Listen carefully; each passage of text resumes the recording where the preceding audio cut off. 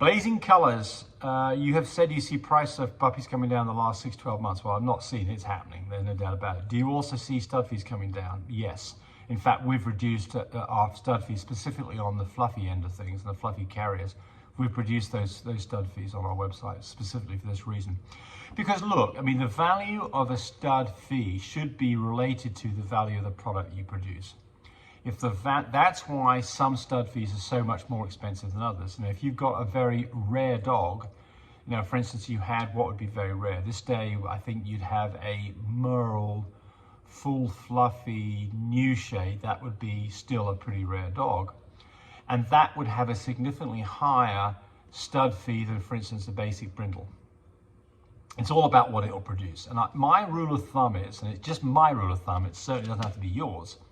My rule of thumb is that typically what you should be charging is about 10% of what you think the value of a representative litter that this dog can produce.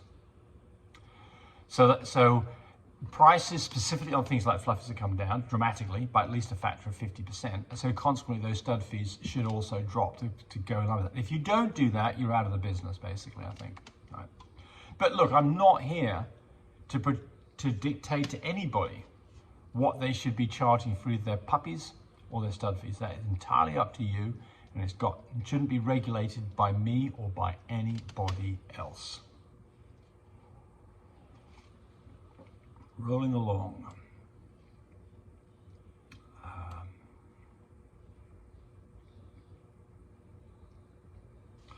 I love my, hey, wants to ask a question. This is Coos French Kennels.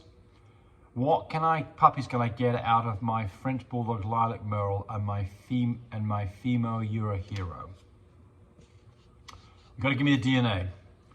So, you know, the Euro Hero typically is maybe an AYAT fawn dog that carries a copy of cream and a copy of intensity. You don't tell me anything about the lilac that it carries any of those things. One thing I can say out of this is, since your lilac is a Merle, we know that half dogs can be Merle. That's about all I can tell you without getting specific on the DNA.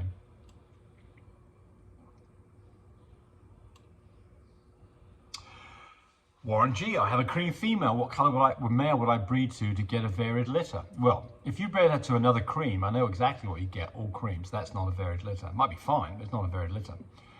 The secret to this is what colors are buried beneath that cream coat on your female.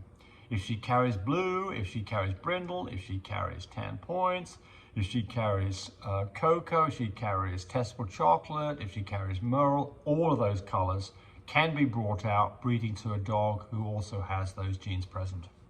But without a DNA test on your dog, you don't know, and that's exactly what you should do. You should go spend 130 bucks with animal genetics and go get a complete coat color analysis and find out what your dog has. Lisa Connolly, do you have Shih Tzus? No, just a Frenchie, people, sorry. But I mean, all this stuff that we talk about here is relevant for dogs in general. So it's relevant for Shih Tzus. We're not in the Shih Tzu world. Debbie Williams, can the reverse progesterone go up and down? The first day it was 8.9, then it was a 5.5, then 2 days later it was back to a 7.5. So the answer is absolutely. And so the problem with this is progesterone level is only a go, no go test. It tells you if it's safe for you to do a C-section on a dog. It does not tell you when that C-section will be ready.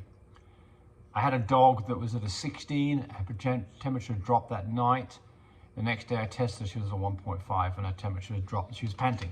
The point here is it went from 16 to 1.5 in 12 hours. Some dogs go from 7 to 3 in a week. Some dogs do this. So unfortunately, I think the first thing is that we tend to think the progesterone tests are the end or be all of it, and we start doing tests too early. I don't do a progesterone test until I've got a dog that I believe is close. Temperature started dropping, she's got down to like 99.2.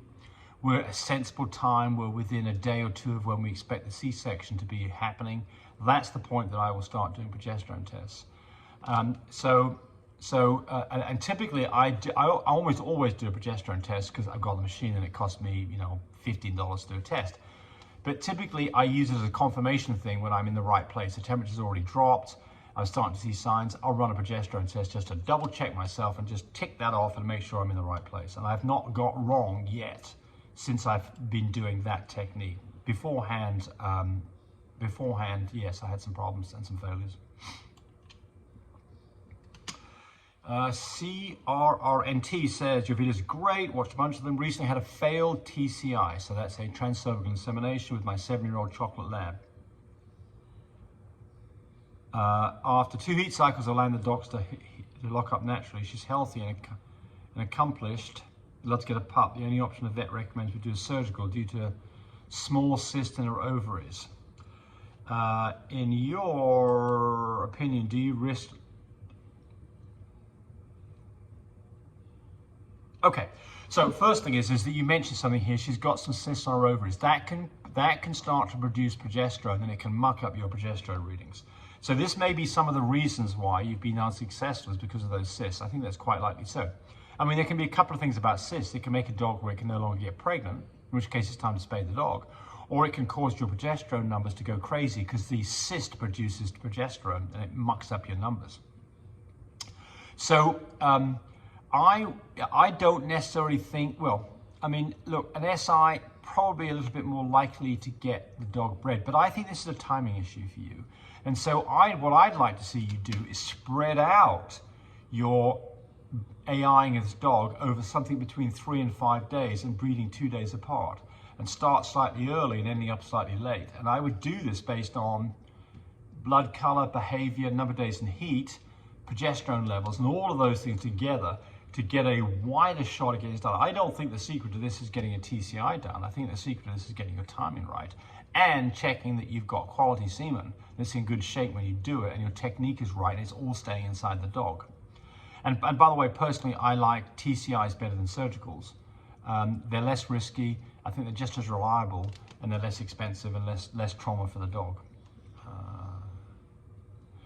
I have a 6-year-old Josie 310 CPT. I have a 6-day-old Frenchie, poops watery, seedy, orange in color. Is it normal? Probably. I mean, what I do in a dog like this is twofold. First thing is, if I've got watery, diarrhea kind of a situation with a young puppy, before I'm going to start doing any wormings, which I'd start at day 10, I give him some pumpkin, some canned pumpkin. That can really help solidify things up. It's completely safe, natural, and you can't go wrong with that. So I would start by giving some canned pumpkin.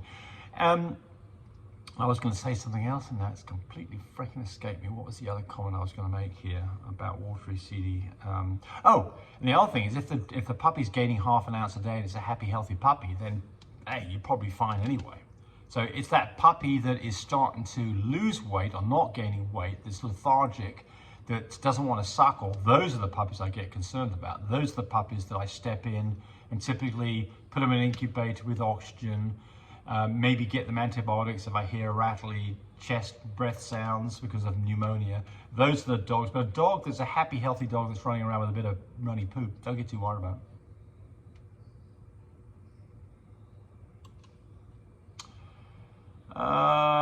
GS Smoke TV, Poodle's DNA please, graying and silver gene. I'm not sure what you're asking me, but the graying or the silver gene would typically be a blue dog, which would be little d.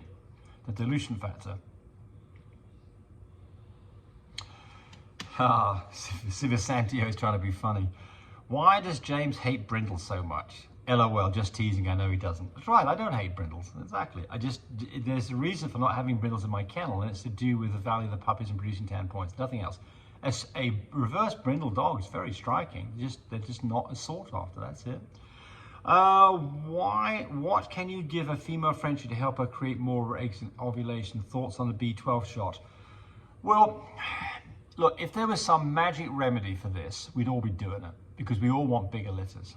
So just because of that, there are some things that you can give. I'm not hot on these things, but I haven't got a lot of experience with them. But I think generally, you know, the science isn't there to say that this is an effective thing to do that works reliably without causing consequences. I think a B12 shot's probably relatively safe. However, I don't know what a B12 shot really does, and I don't know there's any real double-blind studies that would tell you whether or not it's effective or not. So maybe you try it, maybe you don't. I have double intensity. What does that do for the phenotype on various colors? Well, it intensifies them, specifically tan points and creams become lighter. So, and I think it plays a part in Euro Heroes too, but I'm not completely, although I've produced Hero Heroes, I'm still learning on the Euro Hero genetics. But generally the intensity gene, when you've got 2 copies of it, it will brighten up the light colors. So it makes things, for instance, in a new shade, it would make that new shade even more lighter, milky color. In tan points, it would make the tan points very white. In the cream, I suspect it will make the cream more white than cream. And that's it for this one. Thanks for watching. Bye. Thanks for watching the video. I really appreciate people who subscribe to me. It helps me, encourage me to do more of these videos. But do remember, disclaimer here, I am not a vet. I'm not a licensed medical professional. I'm purely a person who's been breeding dogs for the last couple of decades. Any information that you got from this video, use at your own risk. There's nothing implied here, and certainly this should not be used as a substitute for advice from your veterinarian or your medical professional. I hope you enjoyed the video. Come back for more of them. Bye.